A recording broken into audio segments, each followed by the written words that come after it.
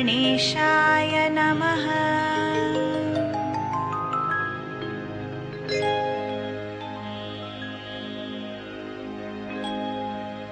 ॐ श्री सत्साई सद्गुरवे नमः।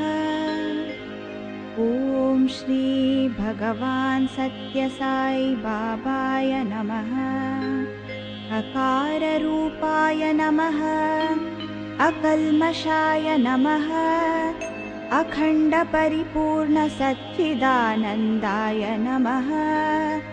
अखिलाण्डकोटिब्रह्माण्डनायकाय नमः। अखिलाधाराय नमः। अखिलेश्वराय नमः। अगणितगुणाय नमः। अग्रगण्याय नमः। अचञ्चलाय नमः। अचिन्त्याय नमः। अचिन्त्यशक्ताय नमः। अच्युताय नमः। अणुवे नमः। अतिरूपलावण्यस्वरूपाय नमः। अतिसुन्दरवदनाय नमः। अतिप्रेमप्रदर्शकाय नमः। अतीताय नमः। अतुल्याय नमः। अत्युद्धाराय नमः। अद्भुतचर्याय नमः। अद्भुतविग्रहाय नमः। अदृश्याय नमः। अर्धनारीश्वराय नमः। अनन्ताय नमः।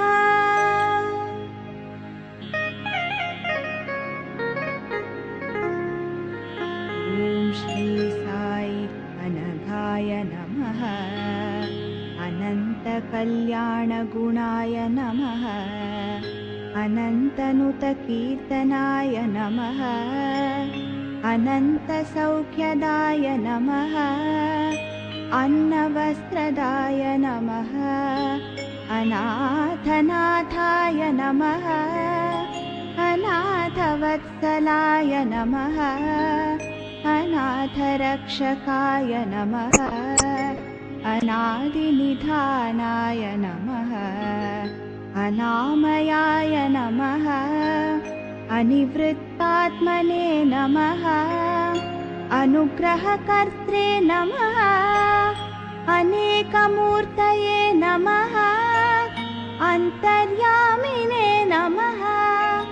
अन्तःकरणशुद्धिप्रदाय नमः। अपराजिताय नमः। अपरूपशक्तये नमः। अपवर्गप्रदायकाय नमः। अपमृत्युनाशकाय नमः।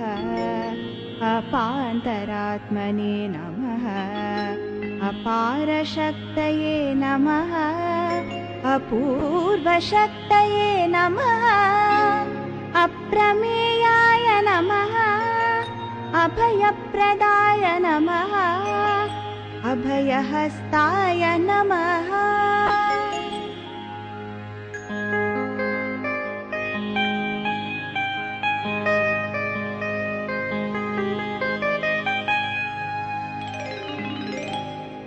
ॐ श्री साई अभिलाषप्रसादकाय नमः। अभीष्टप्रदायकाय नमः। अभेदानन्दप्रदाय नमः। अमराय नमः। अमरप्रभवे नमः। अमराधीश्वराय नमः। अमलाय नमः। अमर्त्याय नमः। अमितपराक्रमाय नमः। अमितनाशनाय नमः। अमृताय नमः। अमृतवर्षिणे नमः। अमृतभाषिणे नमः। अमोघसम्पन्नाय नमः। अरविन्दाक्षाय नमः। अरुणाचलाय नमः। अरूपाव्यक्ताय नमः। आरोग्यदृढगात्रप्रसादकाय नमः। अलङ्कृतकेशाय नमः। अवतारमूर्तये नमः अविघ्नकाराय नमः अव्यक्ताय नमः अव्यक्तरूपाय नमः अव्याय नमः अशक्यरहिताय नमः।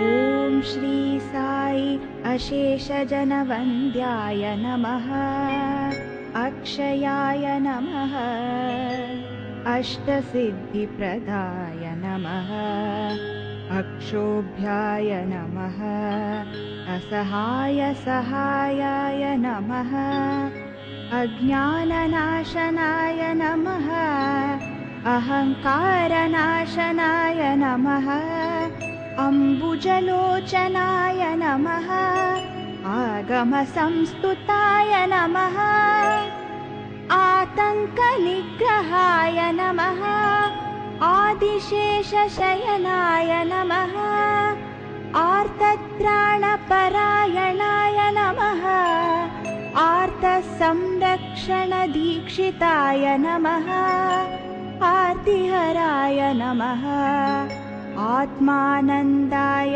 नमः आत्मस्वरूपाय नमः आत्मतत्त्वबोधकाय नमः आत्मरमणाय नमः आत्मानात्मविचारबोधकाय नमः आदर्शपुरुषाय नमः आदिपुरुषाय नमः आदिशक्तये नमः आदिदेवाय नमः आदिवस्तुने नमः।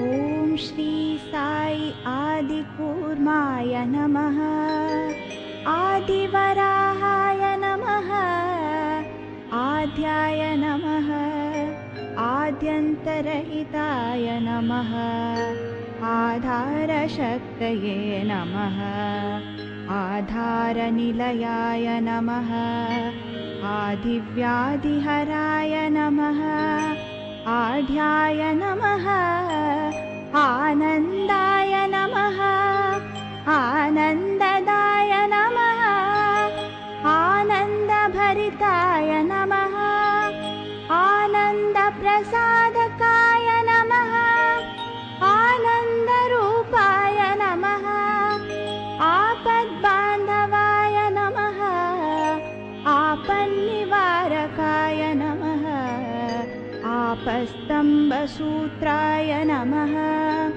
आरोग्यप्रदाय नमः आशापाशनाशकाय नमः आश्रितरक्षकाय नमः आश्रितवत्सलाय नमः आश्चर्यरूपाय नमः आश्चर्यप्रवर्तकाय नमः आह्लादवदनाय नमः आञ्जनेयाय नमः।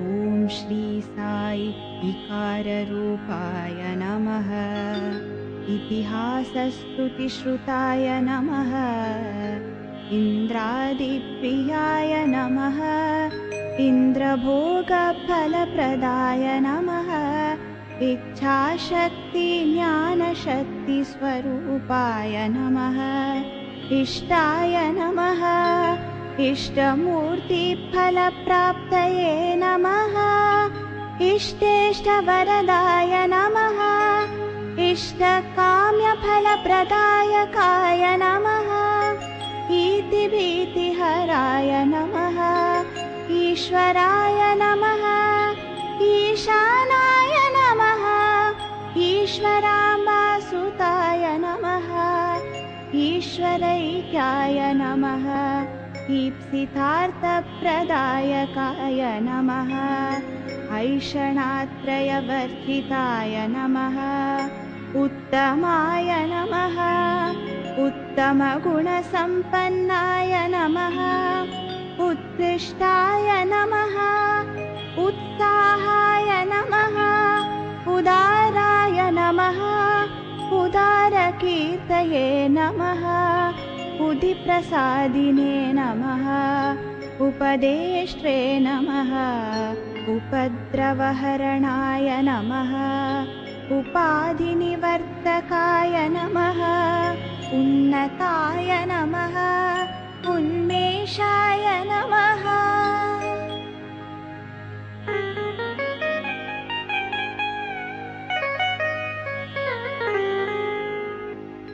ॐ श्री साई उमा महेश्वर स्वरूपाय नमः उरगादिप्रियाय नमः उरगविभूषणाय नमः उष्णशमनाय नमः ऊर्जपालकाय नमः ऊर्जगतिदायकाय नमः ऊर्जस्वलाय नमः ऊर्जिताय नमः ऊर्जशासनाय नमः ऊर्जितोदाराय नमः ऋजुकराय नमः ऋजुरूपाय नमः ऋजुमार्गप्रदर्शनाय नमः ऋणत्रयविमोचनाय नमः ऋषिदेवगणस्तुत्याय नमः एकपतये नमः एकांगय नमः एकान्ताय नमः एकस्मै नमः एनौघनाशाय नमः ऐश्वर्याय नमः ऐश्वर्यदायकाय नमः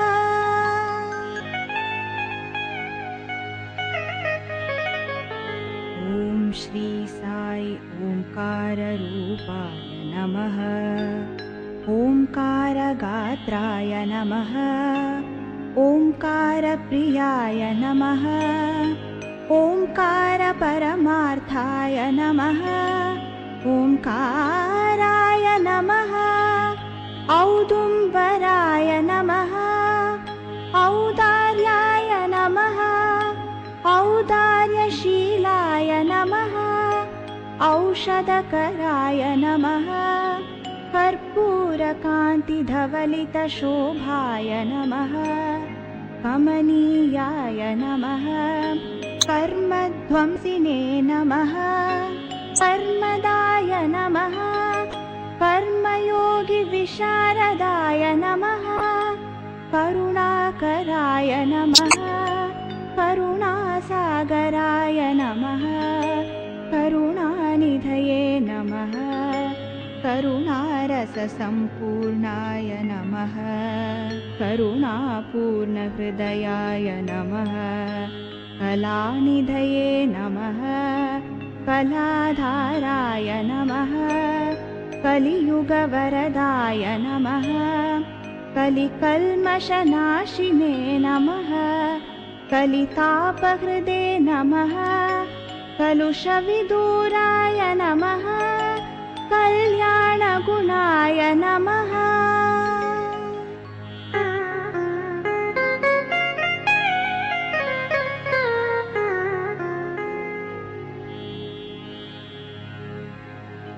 ॐ श्री साई कल्पतरवे नमः कल्पान्तकाय नमः कल्मषध्वंसिने नमः कविपुङ्गाय नमः कनकाम्बरधारिणे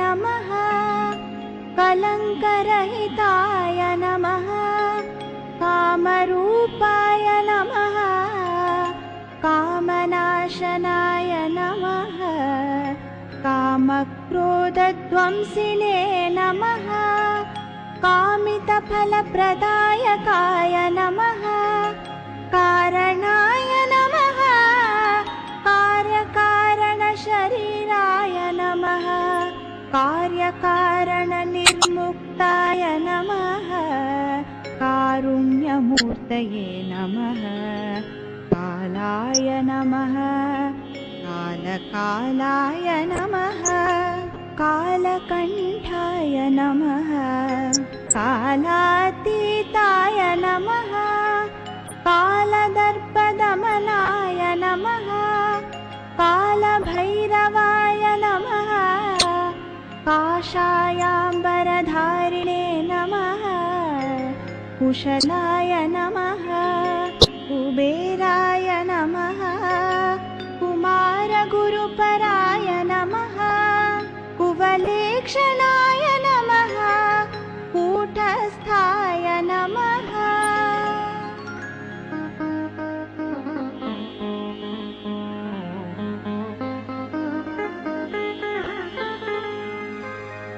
ॐ श्री साई कृतज्ञाय नमः कृपानिधये नमः कृपाकराय नमः कृष्णाय नमः क्रोधनाशनाय नमः केशवाय नमः केशवमाधव श्रीहरिरूपाय नमः क्लेशनाशनाय नमः कोमलागाय नमः कोटिसूर्यसमप्रभाय नमः कोविदाय नमः कैलासनाथाय नमः कैलासपतये नमः कैवल्यदायिने नमः खरतापहराय नमः खलनिग्रहाय नमः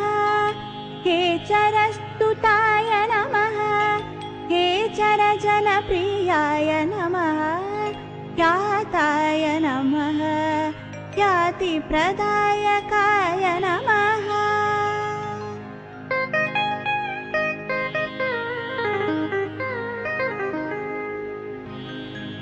ॐ श्री साई गणपतये नमः गणनीय गुणाय नमः गणनीयचरित्राय नमः गद्यपद्यप्रियाय नमः गम्भीराय नमः गङ्गाधराय नमः गात्रक्षेत्राय नमः गायत्री दीक्षादायकाय नमः गानप्रियाय नमः गीताबोधकाय नमः गीतोद्धारणाय नमः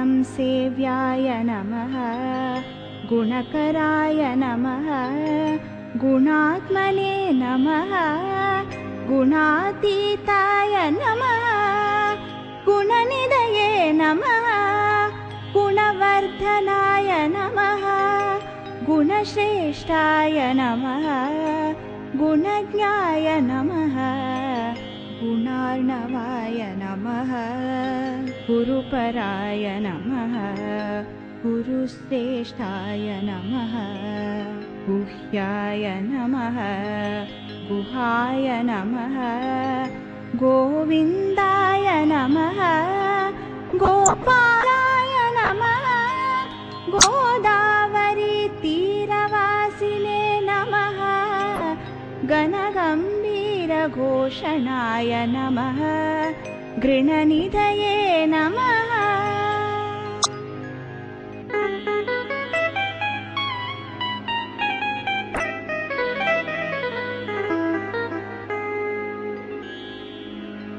ॐ श्री साई चतुराय नमः चतुष्षष्टिकलानिधये नमः चतुर्वेदसम्पन्नाय नमः चतुर्वेदशिरोरत्नाय नमः चैतन्याय नमः चैत्राय नमः चन्द्रकलाय नमः चन्द्रशेखराय नमः चन्द्रार्ककोटिसदृशाय नमः चञ्चलनाशनाय नमः चारुरूपाय नमः चारुशीलाय नमः चिदम्बरेशाय नमः चित्स्वरूपाय नमः चिदाभासाय नमः चिदानन्दाय नमः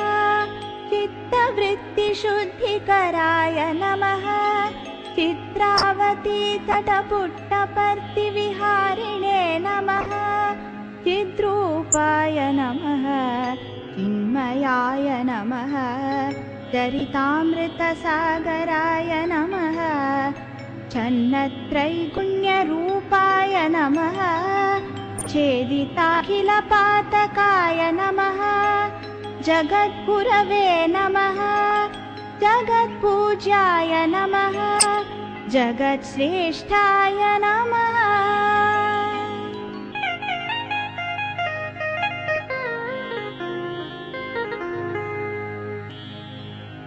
ॐ श्री साई जगत्पतये नमः जगद्रक्षकाय नमः जगत्प्रियाय नमः जगत्साक्षिणे नमः जगत्सेव्याय नमः जगद्विभवे नमः जगदीशाय नमः जगदोद्धारणाय नमः जगदानन्दजनकाय नमः जगन्नाथाय नमः जगन्मायाय नमः जगन्मोहनाय नमः जयिने नमः जयप्रदाय नमः जनप्रियाय नमः जनाश्रयाय नमः जनजन्मनिबर्हणाय नमः जनजाड्यापहारकाय नमः जनार्दनाय नमः जरामरणवर्जिताय नमः जपाकुसुमसङ्काशाय नमः जाग्रते नमः जातिमतभेदभञ्जनाय नमः जिताय नमः जितक्लेशाय नमः।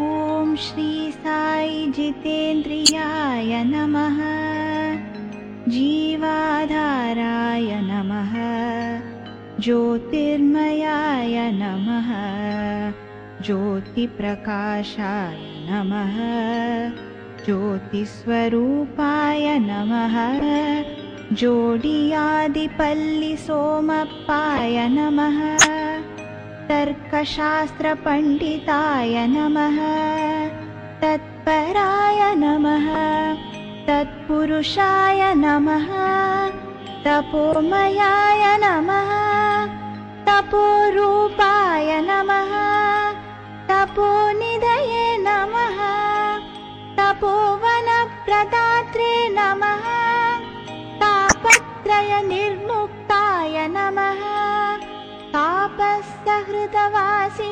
नमः तारकस्वरूपाय नमः तारकमन्त्राय नमः तीर्थाय नमः तीव्राय नमः तीक्ष्णाय नमः त्रिकालज्ञाय नमः त्रिगुणात्मकाय नमः तृप्ताय नमः त्रिमूर्तये नमः त्रयीमयाय नमः।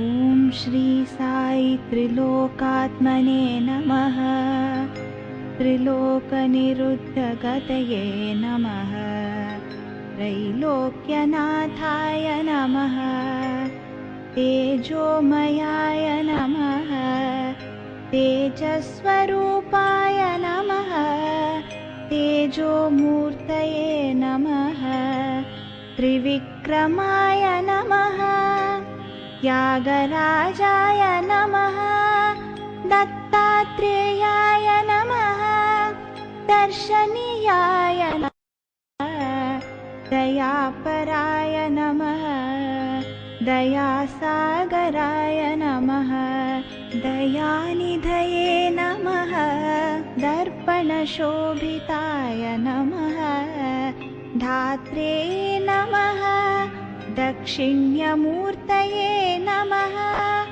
दानशीलाय नमः दानशूराय नमः दानप्रियाय नमः दानधर्मपराय नमः दामोदराय नमः दिगम्बराय नमः दिव्यज्ञाय नमः दिव्यरूपाय नमः दिव्यसुन्दराय नमः दिव्याय नमः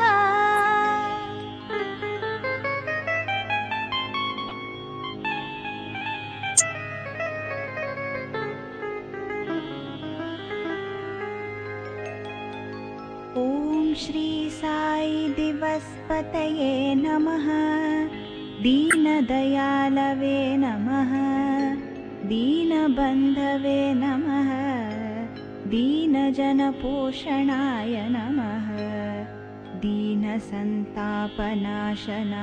नमः दीनपालकाय नमः दीनोद्धारणाय नमः दीर्घवृत्ताय नमः दीर्घदृष्टये नमः दीप्ताय नमः दुःखशमनाय नमः दुराधर्षाय नमः दुर्लभाय नमः दुःस्वप्ननाशनाय नमः दुष्टजनोद्धारणाय नमः दृढव्रताय नमः देवविनुताय नमः देवपरात्पराय नमः देवदेवाय नमः देवगिरिसुतसाईनाथाय नमः दैवज्ञाय नमः दैत्यहारिणे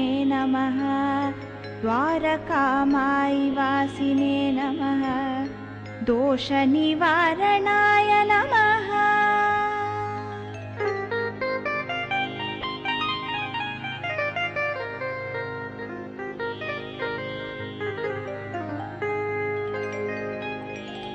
ॐ श्री साई धनपतये नमः धनमाङ्गल्यदायकाय नमः धनधान्यदायकाय नमः धनाध्यक्षाय नमः धन्याय नमः धर्मपराय नमः धर्मचारिणे नमः धर्मतत्पराय नमः धर्मपोषकाय नमः धर्मसंस्थापनाय नमः धर्मपरायणाय नमः धर्मशास्त्रन्याय नमः धर्महेतवे नमः धर्मकृते नमः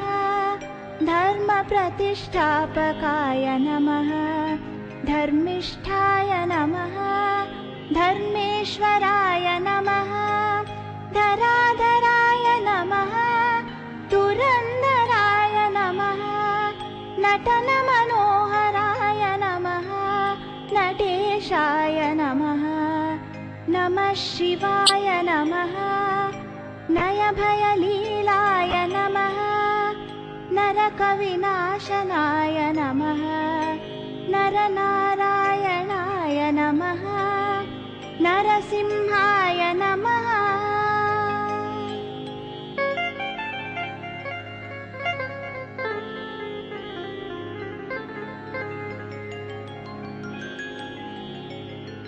ॐ श्री साई नवनीतनटाय नमः नवनीतविग्रहाय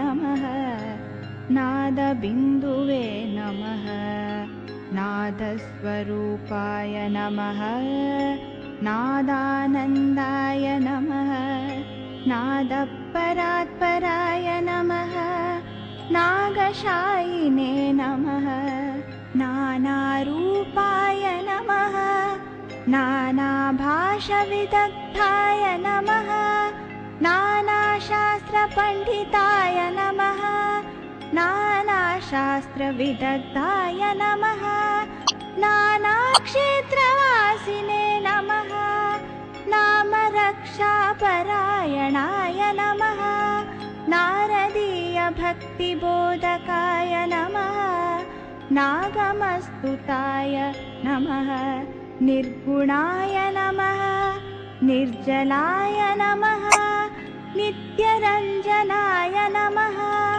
नित्यशुद्धाय नमः नित्यानन्दाय नमः नित्यपुष्टाय नमः नित्यवैभवाय नमः नित्योत्सवाय नमः।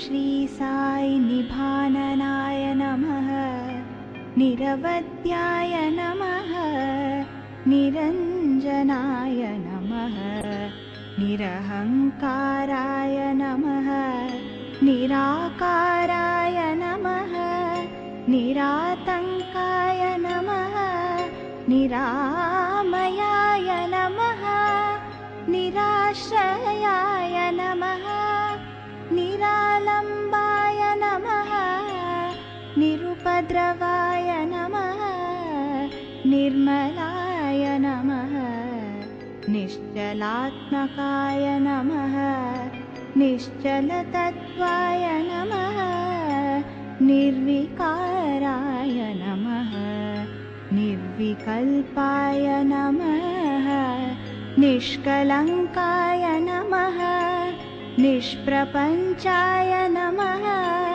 निस्सङ्गाय नमः नृत्यलोलाय नमः नृत्यसुन्दराय नमः नैकरूपाय नमः न्यास्तदेहबहिसञ्चारिणे नमः नीलकण्ठाय नमः नीलाय नमः नीरजाक्षाय नमः नीलमेघश्यामलाय नमः।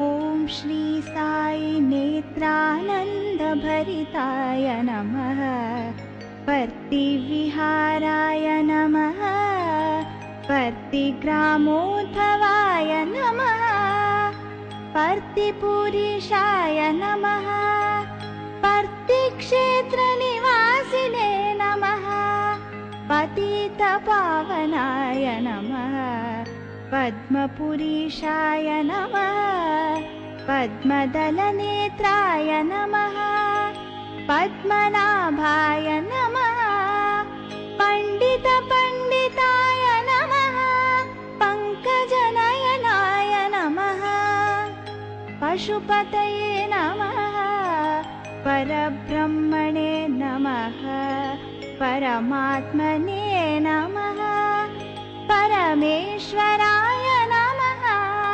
परब्रह्मरूपाय नमः परमैश्वर्यकारणाय नमः परमपवित्राय नमः परमानन्दमूर्तये नमः परमार्थाय नमः परप्रकाशाय नमः परहिताय नमः परमस्पष्टाय नमः परात्पराय नमः।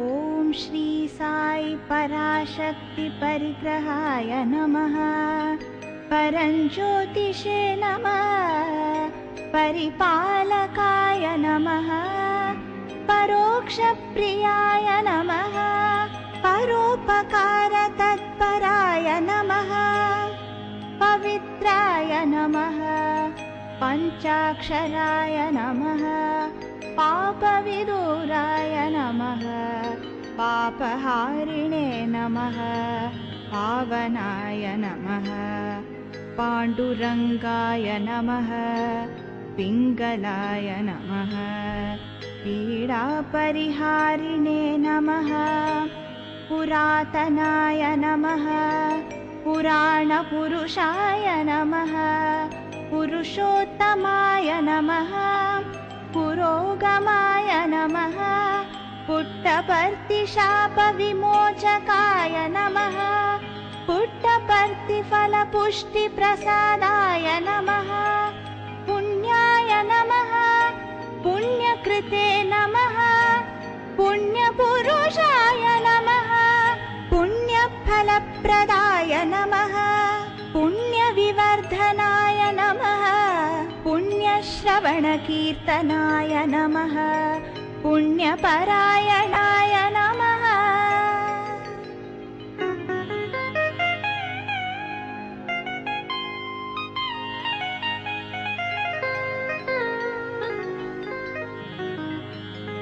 ॐ श्री साई पुलकभूषणाय नमः पुण्डरीकाक्षाय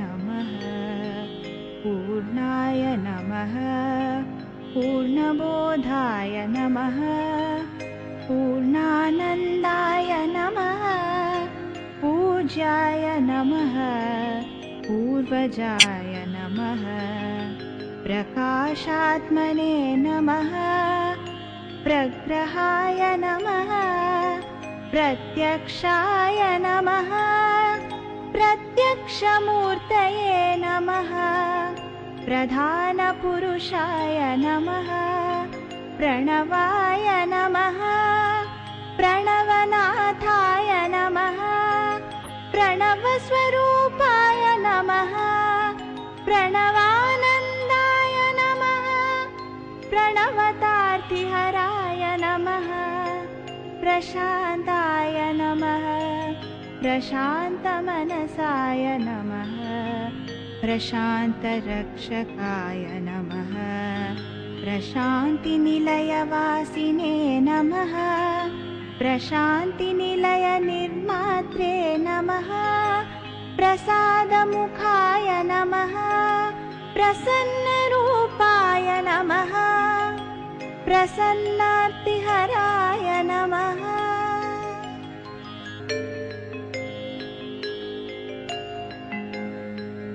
ॐ श्री साई प्रसादित सर्वसामग्रये नमः प्रलयकारकाय नमः प्राणाय नमः प्राणदाय नमः प्राज्ञाय नमः प्रियाय नमः प्रियदर्शनाय नमः प्रीतिवर्धनाय नमः प्रेमप्रदाय नमः प्रेममूर्तये नमः प्रेमस्वरूपाय नमः प्रेमात्मने नमः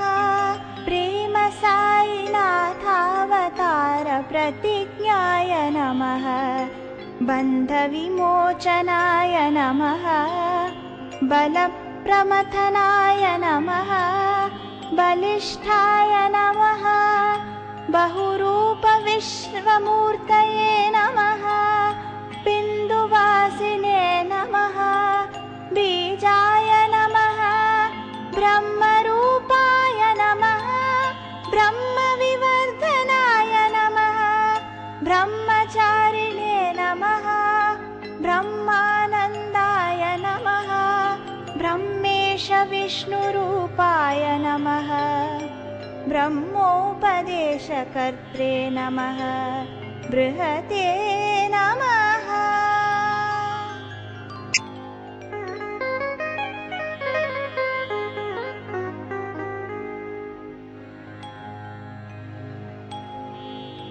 ॐ श्री साई ब्रह्मशक्तिधनुर्धराय नमः ब्राह्मणप्रियाय नमः भक्तप्रियाय नमः भक्तवत्सलाय नमः भक्तमन्दाराय नमः भक्तजनलोलाय नमः भक्तजनहृदयविहारिणे नमः भक्तहृदयवासिने नमः भक्तजनहृदालयाय नमः भक्तपराधीनाय नमः भक्तसुप्रियाय नमः भक्तरोदननिग्रहाय नमः भक्तशक्तिप्रदाय नमः भक्तमुक्तिप्रदाय नमः भक्ताभीष्टदायकाय नमः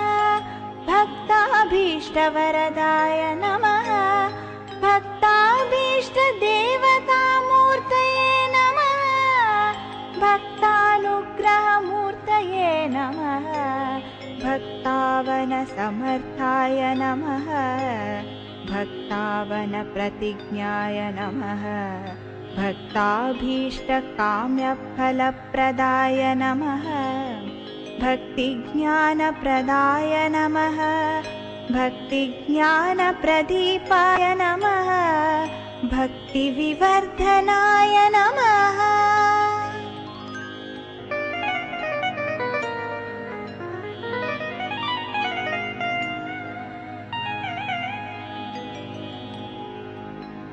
ॐ श्री साई भगवते नमः भवनाशनाय नमः भवनदायकाय नमः भवरोगहराय नमः भवबन्धविमोचनाय नमः भवतापहराय नमः भवभयभञ्जनाय नमः भवभयहराय नमः भव्याय नमः भजनप्रियाय नमः भस्मदाय नमः भस्माविर्भवहस्ताय नमः भस्मोद्धूलितविग्रहाय नमः भस्मोद्धूलितसर्वाङ्गाय नमः भारद्वाजऋषिगोत्राय नमः भागवतप्रियाय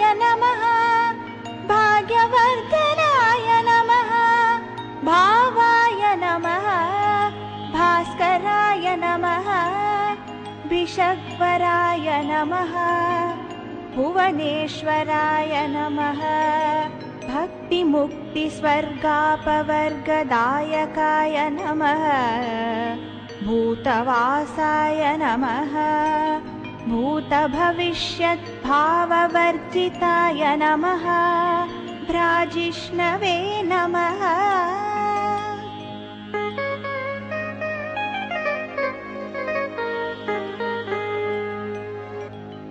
ॐ श्री साई भ्रान्तिनाशनाय नमः भोज्यप्रदाय नमः फलप्रदायकाय नमः मकाररूपाय नमः मदनाशनाय नमः मधुराय नमः मधुरवचनाय नमः मधुसूदनाय नमः मनोहराय नमः मनोरथफलप्रदाय नमः मनोवागतीताय नमः मन्दस्मितप्रभाकराय नमः मन्दहासवदनाय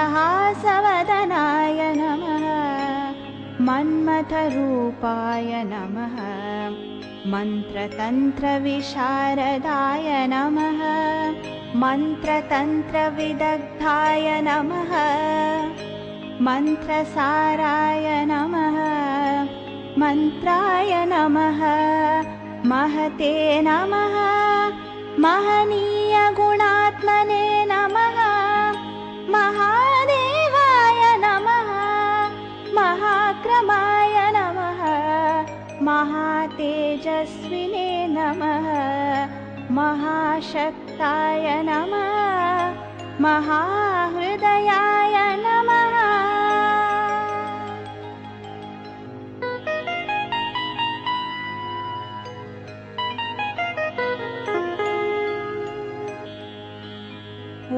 श्री साई महानिधये नमः।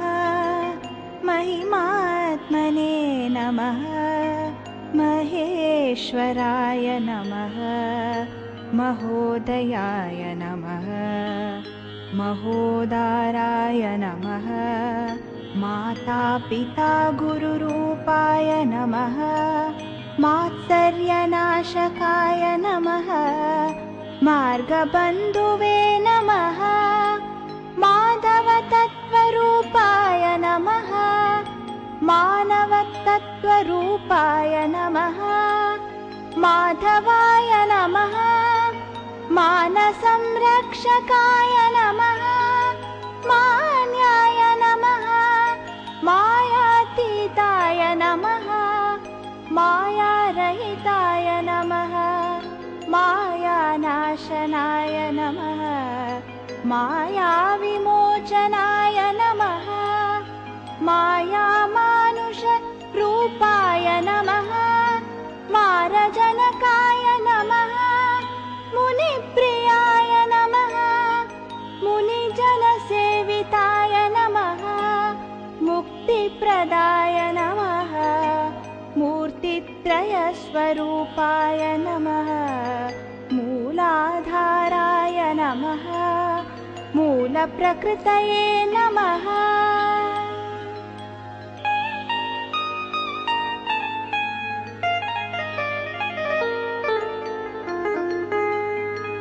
ॐ श्री साई मृगप्रियाय नमः। मृत्युञ्जयाय नमः। मोहनरूपाय नमः। मोहनाशनाय नमः। मोक्षदायकाय नमः। मङ्गलप्रदायकाय नमः। मङ्गलदायकाय नमः। मङ्गलसूत्रदायकाय नमः। यशसे नमः। यशस्विने नमः। यशक्काय शिरडिमूर्तये नमः। यमशिक्षानिवारणाय नमः। यमुनातीरविहारिणे नमः। यक्षकिन्नरगन्धर्वस्तुत्याय नमः। यज्ञेश्वराय नमः। यज्ञगोप्त्रे नमः। यज्ञपुरुषाय नमः। यज्ञसंरक्षणाय नमः। योगनिधये नमः। योगक्षेमतत्पराय नमः। योगक्षेमप्रदाय नमः। योगीश्वराय नमः। योगीश्वरवन्दिताय नमः। योग्याय नमः।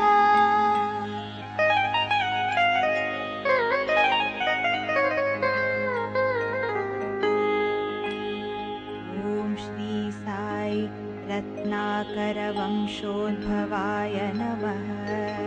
रामाय नमः। रमणीयाय नमः। रम्यरूपाय नमः। रजसत्त्वगुणान्विताय नमः। रङ्गनाथाय नमः।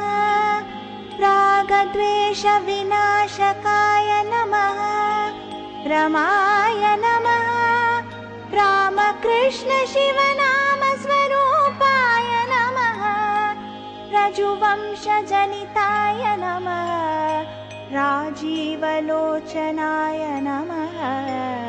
राघवाय नमः। रामलिङ्गाय नमः। रुद्राय नमः। रुद्राक्षप्रसादकाय नमः। रूपलावण्यविग्रहाय नमः। रोगनाशनाय नमः। लक्षणरूपाय नमः। लक्ष्मीप्रसादकाय नमः। लावण्यरूपाय नमः। लिङ्गाधीष्टनोद्धाराय नमः। लीलामानुषविग्रहाय नमः। लीलाप्रदर्शकाय नमः। लोकनाथाय नमः। लोका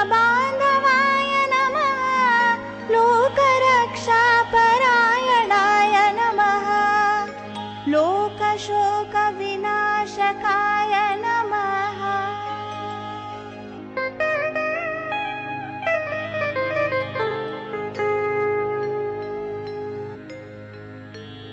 ॐ श्री साई लोकवन्दिताय नमः।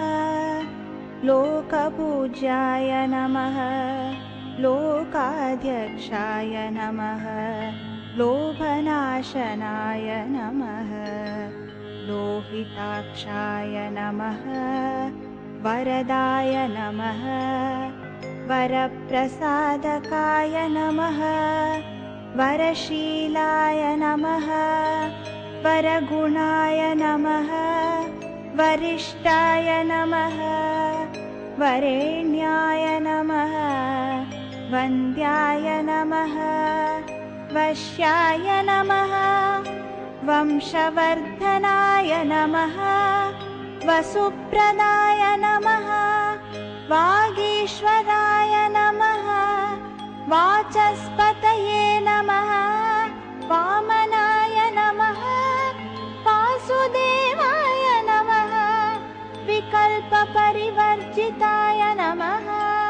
विघ्नविनाशकाय नमः। विघ्नेश्वराय नमः। विचेतनाय नमः। वितीर्णामृतबिन्दुवे नमः।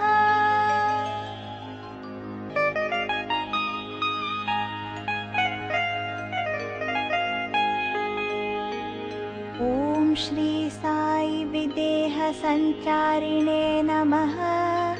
विद्यादायिने नमः। विद्यालङ्कारभूषिताय नमः।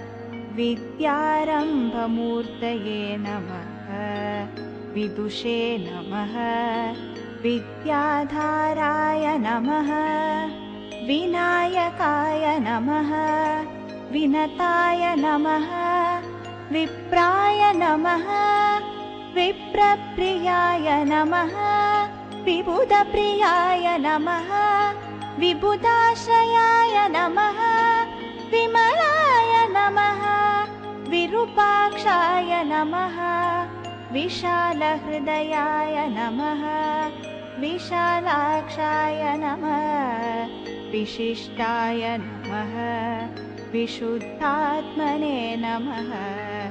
विश्वम्भराय नमः। विश्वमूर्तये नमः। विश्वकर्मणे नमः। विश्वेश्वराय नमः। विस्मयरूपाय नमः। विष्णवे नमः।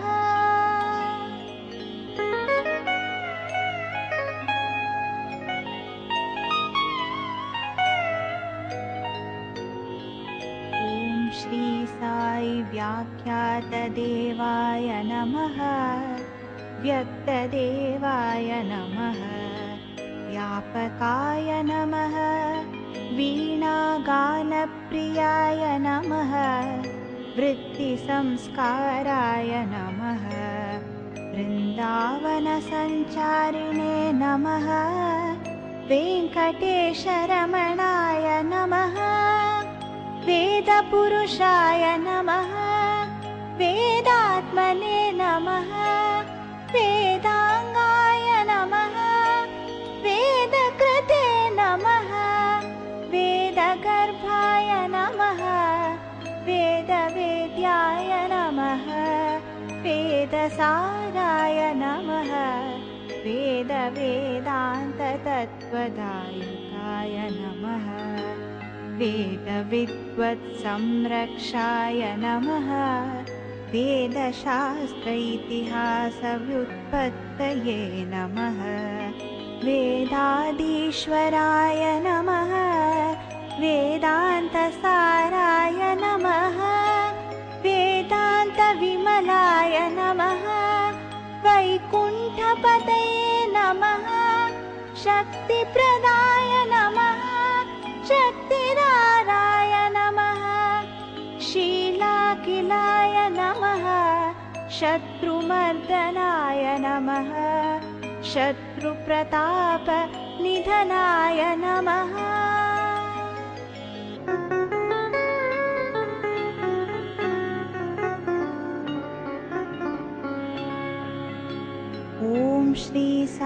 शरवणाय नमः शरण्याय नमः शरणागतवत्सलाय नमः शरणागतत्राणाय नमः शरणत्राणतत्पराय नमः शरणागतपोषणाय नमः शशिशेखराय नमः शान्ताय नमः शान्ताकाराय नमः शान्तमूर्तये नमः शान्तमानसाय नमः शान्तस्वरूपाय नमः शान्तजनप्रियाय नमः शान्तिदायकाय नमः शान्तिदेवाय नमः शाश्वताय नमः शिवाय नमः शिवशङ्कराय नमः शिवशक्तिस्वरूपाय नमः शिष्टपरिपालकाय नमः शुभाय नमः शुभदाय नमः शुभागाय नमः शुभ्रमार्गप्रदाय नमः शुभ्रवस्त्राय नमः।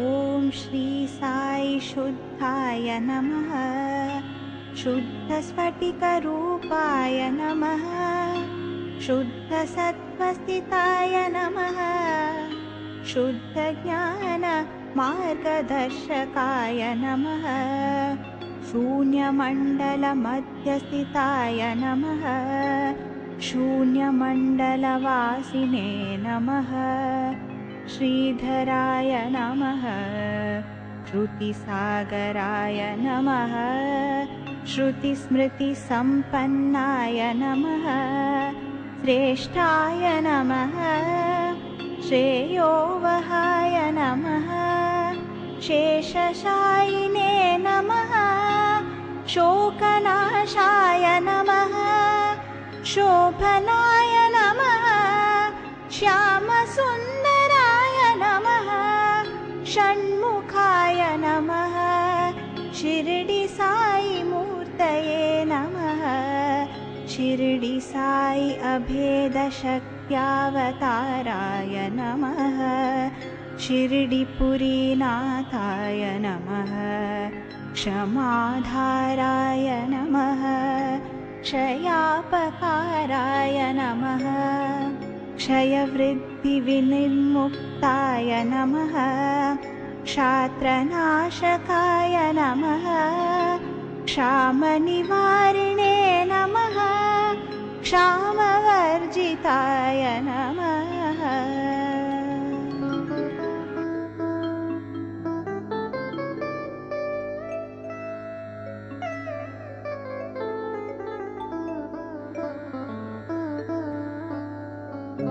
ॐ श्री साई क्षिप्रप्रसादाय नमः क्षेमप्रदायकाय नमः क्षेत्रज्ञाय नमः क्षेत्रपालकाय नमः सकलागमपालकाय नमः सकलसंशयहराय नमः सकलतत्त्वबोधकाय नमः स्कन्दाय नमः सत्पुरुषाय नमः सत्परायणाय नमः सद्गुरुवे नमः सताङ्गतये नमः सत्याय नमः सत्यनारायणाय नमः सत्यरूपाय नमः सत्यज्ञानमयाय नमः सत्यप्रियाय नमः सत्यव्रताय नमः सत्यधर्मपरायणाय नमः सत्यसङ्कल्पाय नमः सत्यवासाय नमः सत्यसन्धाय नमः सत्यवचने नमः सत्यानन्दस्वरूपाय नमः सत्य नित्यतत्त्वबोधकाय नमः सत्यं शिवं सुन्दरस्वरूपाय नमः।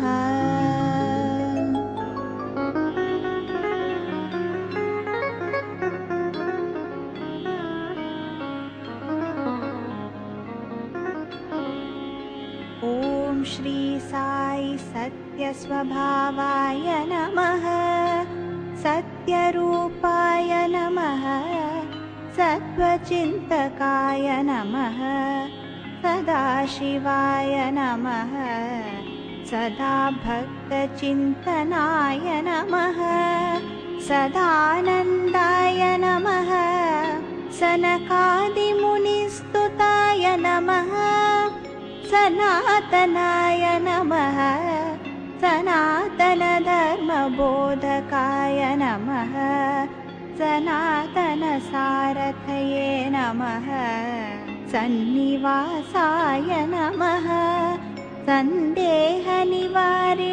नमः सन्मुनिशरणाय नमः सन्न्यासिने नमः सच्चिदात्मने नमः सच्चिदानन्दाय नमः समर्थाय नमः संभवाय नमः समदृष्टाय नमः समरसगुणाय नमः समरससम्पन्नाय नमः समरससन्मार्गस्थापनाय नमः समाधानतत्पराय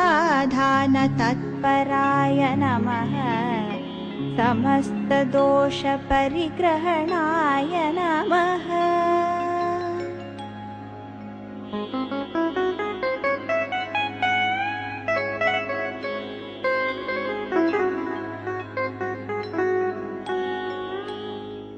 ॐ श्री साई सरसाय नमः सर्वात्मने नमः सर्वजनप्रियाय नमः सर्वलोकपूज्याय नमः सर्वशक्तिमूर्तये नमः सर्वविद्याधिपाय नमः सर्वसङ्गपरित्यागिने नमः सर्वान्तर्यामिने नमः सर्वभयनिवारिणे नमः सर्वाधाराय नमः सर्वदेवताय नमः सर्वपुण्यफलप्रदायिने नमः सर्वहृद्वासिने नमः सर्वपापक्षयकराय नमः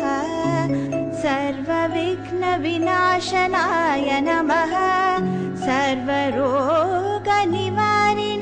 नमः सर्वसहायाय नमः सर्वमाधाराय नमः सर्वदुःखप्रशमनाय नमः सर्वकष्टनिवारकाय नमः सर्वाभीष्टप्रदाय नमः सर्वमङ्गलकराय नमः सर्वसिद्धिप्रदाय नमः सर्वमतसम्मताय नमः सर्वलक्षणसम्पन्नाय नमः।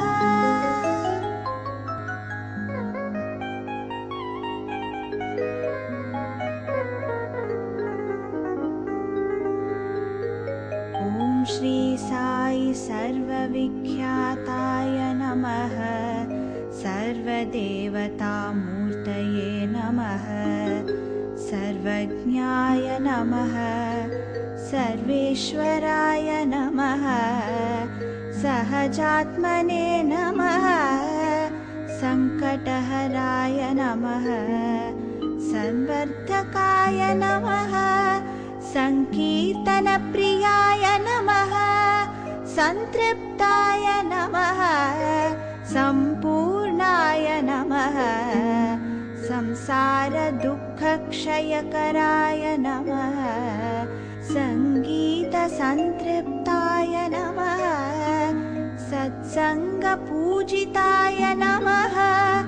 सारसाक्षाय नमः साधकानुग्रह वटवृक्ष प्रतिष्ठापकाय नमः साधना प्रेरकाय नमः साधुवर्धनाय नमः साधुजनपोषकाय नमः साधुमानसशोभिताय नमः साधुमानसपरिशोधकाय नमः साधुजनरक्षकाय नमः सामगानप्रियाय नमः साक्षात्काराय नमः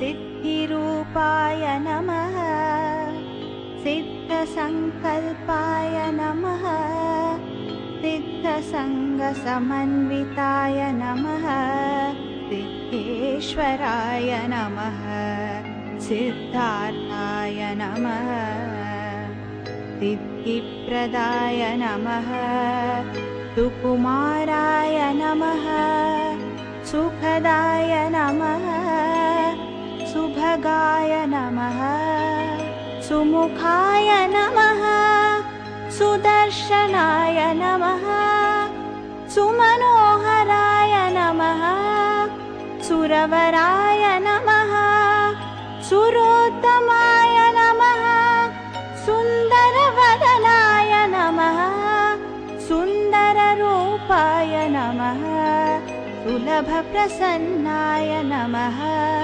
सुलोचनाय नमः सुप्रसादाय नमः सुप्रदीपाय नमः सुशीलाय नमः सुहृष्टचित्ताय नमः सुजनपालाय नमः सुब्रह्मण्याय नमः सूक्ष्माय नमः सृष्टिस्थितिलयाय नमः सृष्टिस्थितिसंहारकाय नमः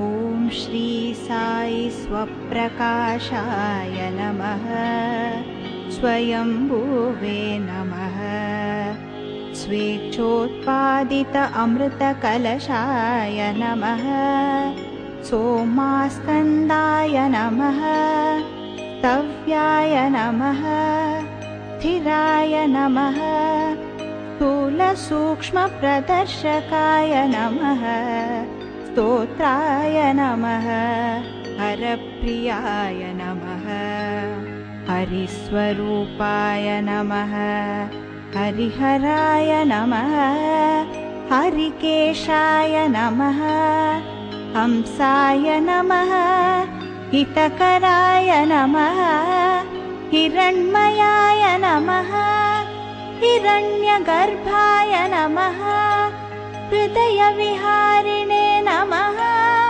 हृदयग्रन्थिच्छेदकाय नमः ऋषिकेशाय नमः ज्ञानमूर्तये नमः ज्ञानस्वरूपाय नमः ज्ञानप्रकाशाय नमः ज्ञानावताराय नमः ज्ञानगम्याय नमः ज्ञानमहानिधये नमः ज्ञानसिद्धिदाय नमः ज्ञानवैराग्यदाय नमः ज्ञानचक्षुषे नमः ज्ञानमार्गप्रदर्शकाय नमः ज्ञाननेत्रसम्भूताय नमः ज्ञानेश्वराय नमः ज्ञानविज्ञानशोभिताय नमः ॐ श्री साई सत्यसाई बाबाय नमः।